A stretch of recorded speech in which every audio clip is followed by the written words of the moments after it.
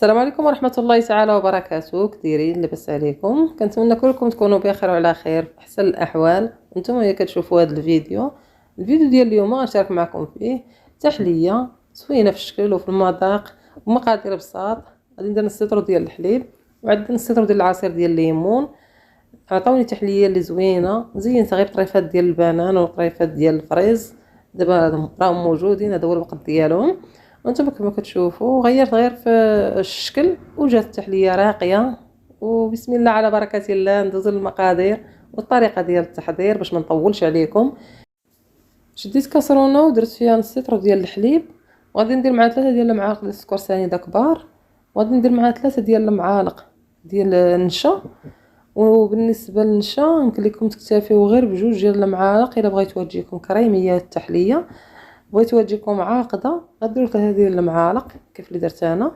وغادي ندير معها فلون ديال الشينوا، فلون ديال الدرهم هذاك الزرق صافي. وغادي نطربهم مع بعضياتهم مزيان والحليب بارد، يعني مازال ما شعلتش عليه حتى كينسجموا ليا دوك العناصر اللي درت باش ما تنزلش لكم هذيك النشا لتحت ديال الكسرونه وراه كتكتل.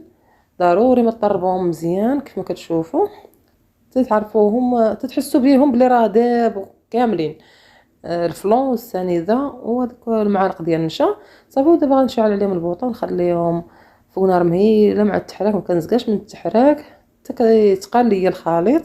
تما كتعرفوا بلي التحليه ديالتكم وجدات.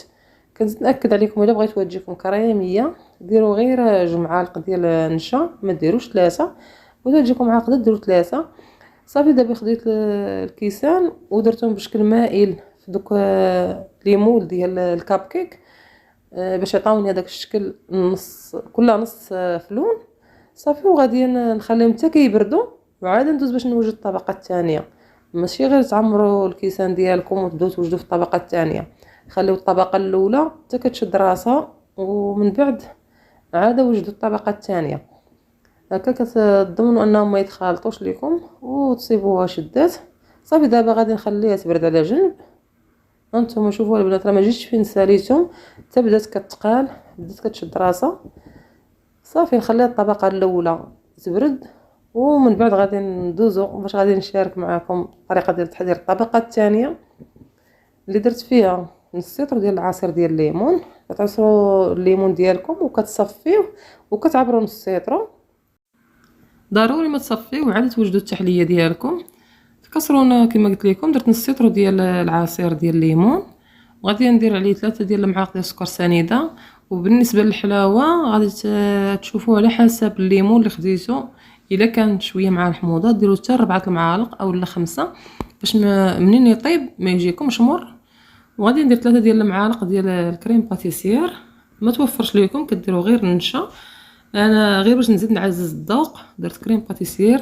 واللون كانت عندكم لاغوم بحال هكايا ديال البرتقال كتزيدوا منها واحد المعلقه صغيره. ودرت عاود فلون ديال الشينوا، هذا الفلون ديال الدرهم راه كافي باش انه كتعقد لكم التحليه ديالكم. وبنفس الطريقه ديال التحليه الاولى غادي نطربهم مزيان مع بعضياتهم حتى كينسجموا ليا صافي. وغادي نشعل عليهم البوطه على نار مهيله وانا كنطرب، ما كتزقاوش عليهم من التراب باش ما يتكتلوش لكم البنات لتحت هذوك الكويرات. وهكا كتنجح معكم التحليه ديالتكم. في الاول تخليو البوطه بحال هكا تكون مجهده، ولكن غير كيبدا يسخن الحليب وكتنقصوا عليه وكتبقاو تطربوا غير شويه بشويه حتى كتوجد لكم التحليه ديالتكم. ضروري ما تقابلوا التحليه ديالكم بالاخص الا كنتو دايرين فيها بحال هكايا نشا او الفورص ولا كريم باتيسير، ماشي بحال الا كنتو دايرين غير فلوب وحدو كتخليوها حتى كتغلى وكتكملوا الطريقه ديال التحضير. هاد التحليات ضروري ما انكم تبقاو تحركوهم كيف ما تشوفوا راه التحليه ديالتي وجدات. انتما شوفوا الملمس ديالها كيبان بانها كريميه وما كاينش هاك التكتلات. هكا كتعرفوا بلي راه ناجحه عليكم صافي. ومن بعد ما وجدتها دابا غادي ندوز باش غادي نديرها فوق الطبقه الاولى اللي غادي تكون دابا صافي راه هي بردات وشدات راسها. هانتوما كما كتشوفوا القوام ديال التحليه كيفاش داير. التحليه ديال العصير ديال الليمون كتجي لذيذه بزاف وجا الذوق ديالها زوين. منين طاب داك العصير تاع الليمون عطا واحد الذوق زوين تبارك الله ما شاء الله. ودابا ندوز باش غادي نخوي الطبقه الثانيه.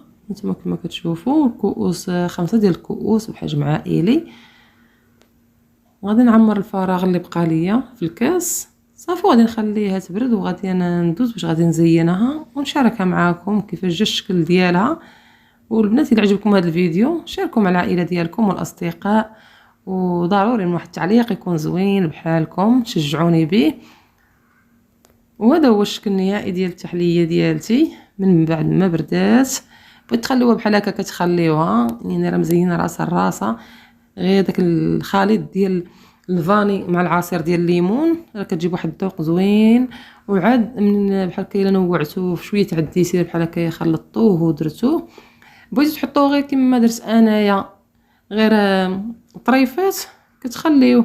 بغيتو ديروه بحال الشكل ديال الفلون يعني كتديروا واحد الكاس ديال الماء وكتديروا معاه ساشيه ديال الفلون باي ذوق كيعجبكم، وكتقطعوا دوك الطريفات كديروهم بحال هكا بالكؤوس وكتخويو عليهم هذاك الفلون اللي كتصايبوه هكاك غير بوحدو هو واحد جوج معالق ديال السكر سنيده، وكتخويو عليهم كيجي بحال واحد الكلاصاج من الوجه، بحال اللي كتكملوا التحليه ديالكم بالطبقه الثالثه كتكون بحال هكا ديسير.